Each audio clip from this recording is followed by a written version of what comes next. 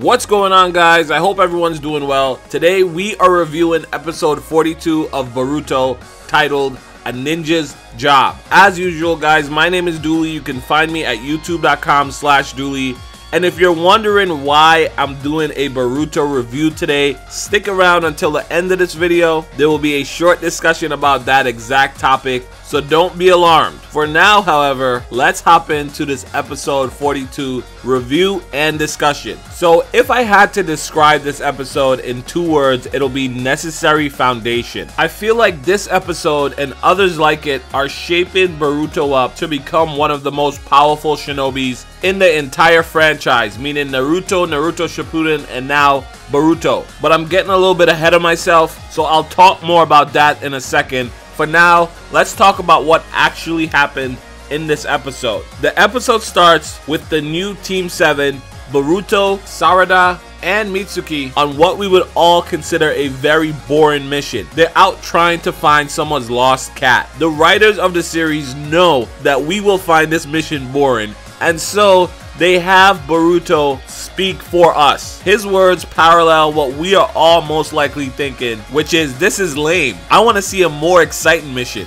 So the team proceeds to find, capture, and return the lost cat, then head over to the missions desk to do just that. Find a better, more interesting, and probably a little bit more dangerous mission. Boruto's thoughts are, the harder the mission is, the more he can showcase his skills, the faster he'll be recognized. And if he's recognized and revered, he'll prove his old man wrong, he'll prove Naruto wrong, and that's all he wants to do in life. Show his dad how wrong he is. However, that brings me to the first major topic that I want to touch on in Boruto. And if I continue these reviews, the development of this topic will likely be part of my other Boruto reviews in the future, and that is Boruto's current goal, or lack thereof. I'm sure anyone who is a Boruto fan and never watched Naruto or Naruto Shippuden are tired of the constant comparisons to Naruto. It's a different show, I get it, but because it's a continuation of the same story,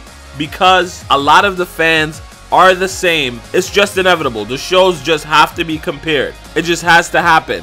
And one of the things that made Naruto the show, especially early on, super engaging, that I feel is currently missing to some extent from Boruto, is the fact that Naruto had a clear and concise goal. He wanted to become Hokage. It made the show easy to follow. It made it engaging. Every week you could tune in to see how much further along Naruto got towards his goal. You saw how hard he worked, how much he was willing to sacrifice, and eventually you couldn't help yourself but want to cheer him on. In Boruto, Boruto's main goal at the moment is simply to prove his dad wrong, and it isn't even clear what exactly he's trying to prove him wrong about. So as of right now, I am anticipating seeing that aspect of the show growing, Boruto's goal becoming more clear. I think eventually what it's going to develop into is Boruto having a goal even bigger than Naruto's goal. Instead of wanting to become Hokage, Boruto is likely going to want to save the entire world, the shinobi world. And I believe that episodes like this one are building up to Boruto having that realization, to him falling into that goal himself. But back to the episode. Boruto and the rest of Team 7 are trying to get a better mission. They run into their team leader, Konohamaru, who gives them the song and dance that they do not want to hear at that moment. Well, I should say Boruto and in turn Mitsuki don't care much for Konohamaru's speech, while Sarada, who fancies herself a mature Hokage in the making, likely felt that she already knew what Konohamaru was talking about, which is missions like this one are by far the most common in this time of peace. Missions where you actually fight other shinobis, like the one we saw in the last episode, episode 41, that's actually pretty rare because the shinobi villages are no longer warring with each other. I think this was important for Boruto to hear, but it was also important for us to hear, us the viewers, the audience, to hear as well, because it sets this precedent. It lets us know that for things to change, which they inevitably will in this show, for Boruto to change, for Boruto to grow and evolve and become this amazing shinobi beyond Naruto, beyond his dad even, what is going to happen is the world is going to change alongside him. So essentially, Boruto's dad, has created and secured the shinobi world of peace. And when that starts to fall apart, when that world starts to change, that change is going to be what pushes Boruto to become the amazing shinobi we all know he's going to become in the future. Anyway, Konohamaru lets Boruto know that these lower missions are important as well. They're vital for growing a shinobi, and of course Boruto doesn't want to hear that. He accuses Konohamaru of sounding like his dad, and he pretty much walks away with Mitsuki. He then remembers that the second part to one of his favorite games is going to be released that day, so he goes to the gaming store to pick it up.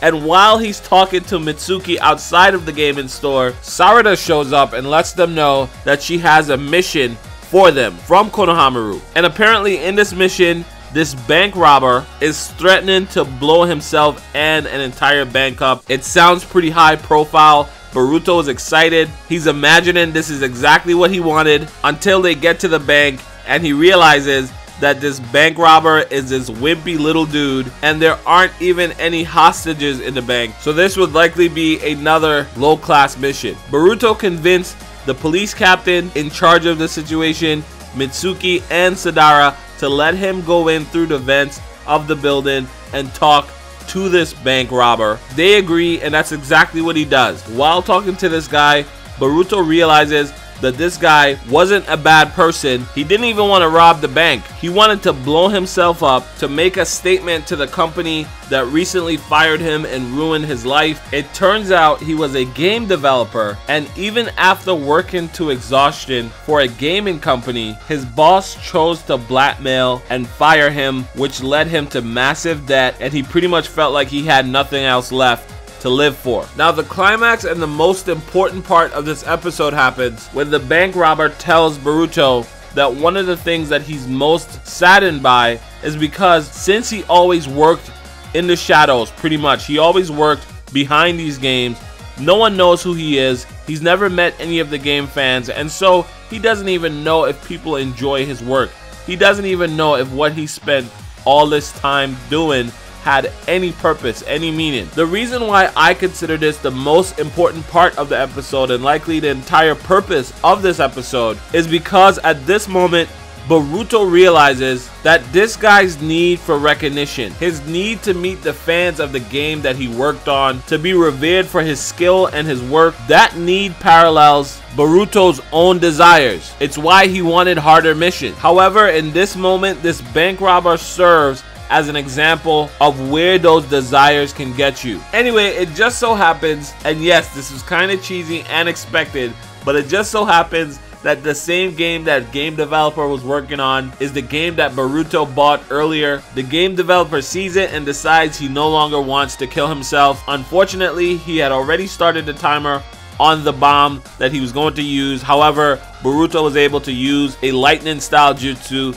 to defuse the bomb. They both walk out of the building together. The mission is completed. This guy's life is saved and no one is hurt. Boruto even made a phone call to help this guy get a job with Denki and the Konoha Transit Company. And then in the final scene of this episode, a conversation between the police captain and Konohamaru revealed that this game developer had no intentions of hurting anyone or robbing a bank or anything like that. He wanted to jump in front of a train, but someone else gave him information about the bank and motivated him to carry out this plan. We then get a close-up of a few shinobis jumping across what I can only assume are rooftops in Konoha. A close-up of one of the shinobi reveal that they're all wearing masks. It looks almost a little bit like the Anbu mask. Anyway, this is clearly the introduction of a new enemy in the series, an enemy that will likely become a problem for Boruto, and this is where the episode ends. Overall, pretty solid episode. Wasn't very action heavy, and I'm a big action guy,